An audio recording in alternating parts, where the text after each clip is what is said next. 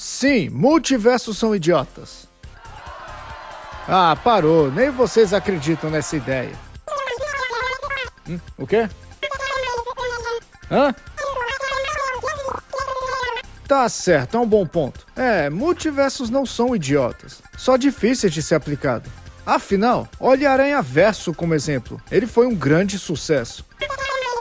Olá, eu sou o Escritor do Martelo, e já te convido a deixar o seu like e a se inscrever no canal para não perder mais nenhum conteúdo futuro. Então sim, vamos seguir com a ideia de que multiversos são apenas muito complicados de serem aplicados, já que automaticamente, quando se insere o conceito de vários universos, as urgências de histórias em específico são afetadas. Então por que não usar Marvel, a DC e até mesmo Invencível como exemplo? Até porque eles devem ser os pais do multiverso ou algo do tipo. Ou pelo menos para o mainstream. Eu vou escolher falar sobre as animações e os live actions para melhor explicação, já que assim facilita o processo. Vale lembrar que eu vou tocar em pontos positivos e pontos negativos do multiverso. E já que eu comentei que isso é complicado, nada mais justo do que começar com o lado mais difícil, ou seja, a Marvel. Viúva Negra, Tony Stark, Capitão América e até mesmo Thanos. O que todos esses personagens têm em comum?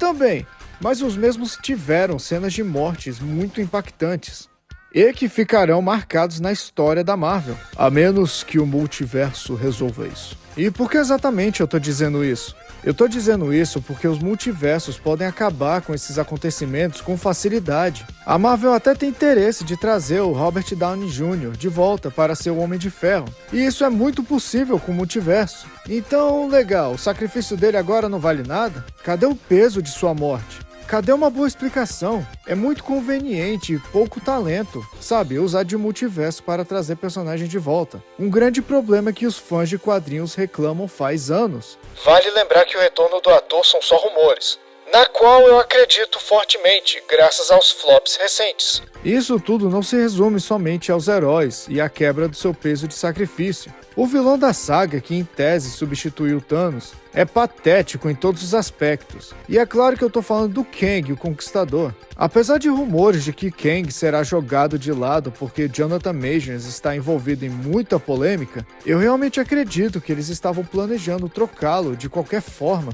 O Kang simplesmente não tem nenhuma moral.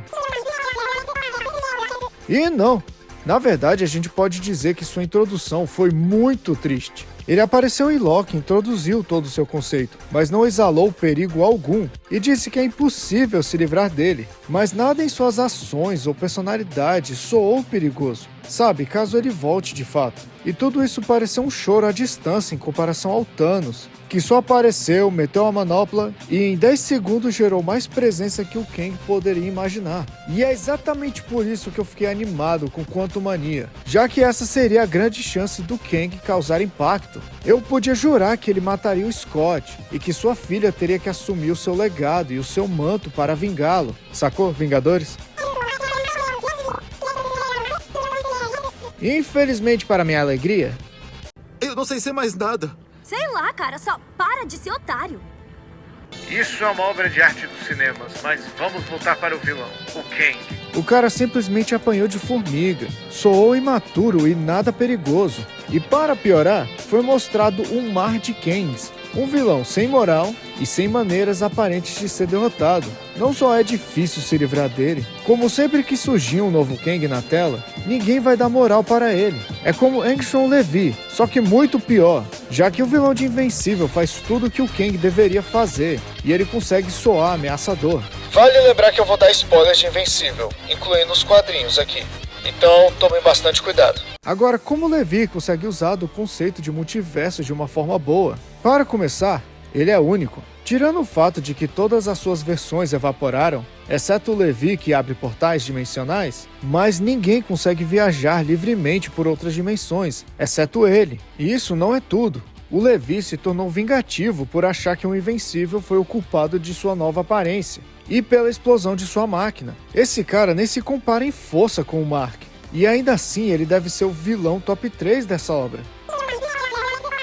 Na Guerra Invencível, que na minha opinião é top 10 melhores sagas dos quadrinhos, ele traz 16 versões malignas do Invencível para destruir a Terra e culpar o Mark por isso. E bem, Viltrumitas não são fracos. Uma galera foi de Vasco, incluindo meu personagem favorito. E isso é um terror que o Kang poderia representar. O Levi não é um cara que vai te destruir diretamente, mas sim usar de seus dons para te atingir. Mesmo que surjam novas versões dele que abrem portais, ele já deixou a sua marca. Ele quase destruiu a Terra. Ele entrou na cabeça do Mark. E ele, em tese, só perdeu por causa do roteiro. Algo que o Kang, enquanto mania, não conseguiu fazer. Ter opções infinitas não é uma garantia de sucesso. E eu particularmente acho que isso teria sido um caminho muito melhor para o Kang. Sabe, que ele fosse único. Imagina se ele mata o Scott e que de alguma forma ele consegue se destacar nesse mar de Kangs. Talvez ele seja o único que possa juntar outros Kangs em um lugar só. Talvez ele seja o único que possa liderar todos eles. Ser alguém especial nesse mar de rostos únicos.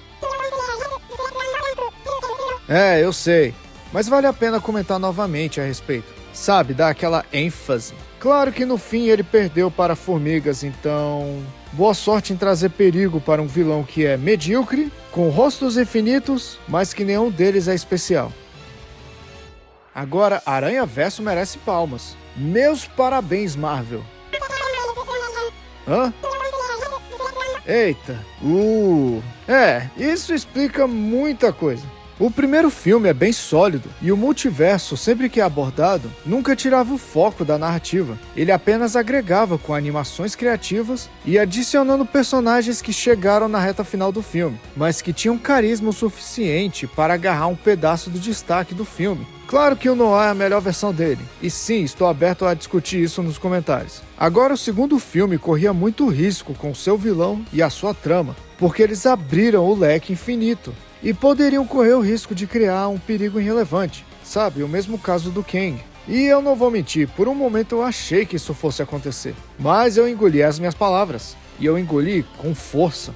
O Mancha aqui foi escrito de uma forma muito criativa. Ele começa como uma piada, e aos poucos é engolido pelo poder e por sua obsessão. Ele não é tão diferente quanto o Levi, mas se pararmos para analisar as diferenças, o próprio Mancha que representa o perigo, junto com seus portais interdimensionais, ao invés de usá-los para criar planos malucos, como o Levi fazia.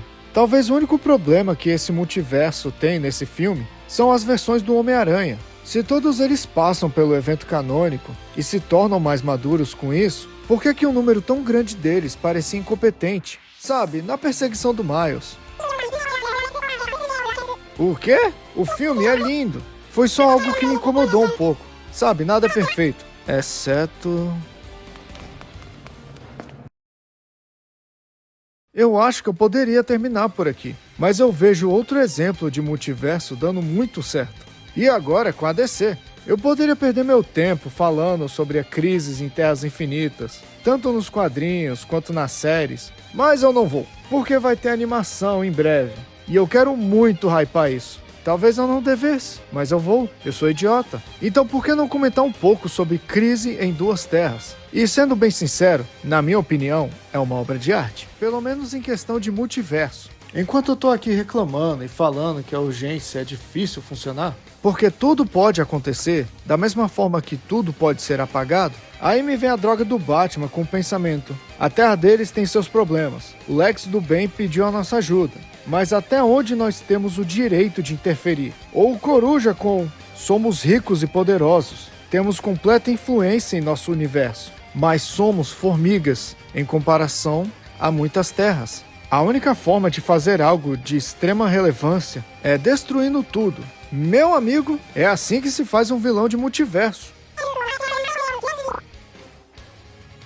Agora ele é belíssimo, perfeito. Eu seria louco de falar que Kang o Conquistador, com um pouco mais de confiança, não melhoraria bastante os problemas que a Marvel tem em suas mãos. Mas a questão ainda fica com universos infinitos. Ainda é difícil fazer um acontecimento ter relevância e carregar um peso de fato. Personagens mortos retornam, personagens que já finalizaram seus arcos são resetados, porque o conteúdo não pode parar. E por aqui a gente termina. Se gostaram do vídeo, peço que deixem o seu like novamente e um comentário. E se não souberem o que comentar, deixem a sua opinião sobre a Shuri, a secretária, porque até o momento eu só tô encontrando pérola. E não se esqueçam de compartilhar o vídeo com seus amigos que gostam do assunto.